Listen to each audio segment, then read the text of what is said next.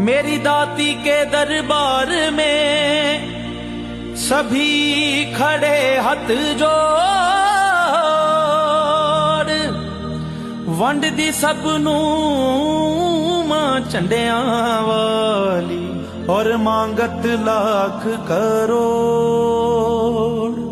ऐ सच्चियां जोतां वाली माता तेरी सदा ही जय।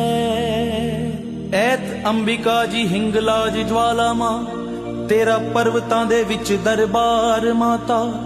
सोम सरस्वती कालिका भद्रकाली तैनू सिमरदा है कुल संसार माता। मंगल मनसा देवी तू है पिंड रानी समय समय ते लवे अवतार माता। बुद्ध वीरता दी भरी महान शक्ति बग्गे शेर ते होवे सवार माता। वीर वैष्णो देवी मां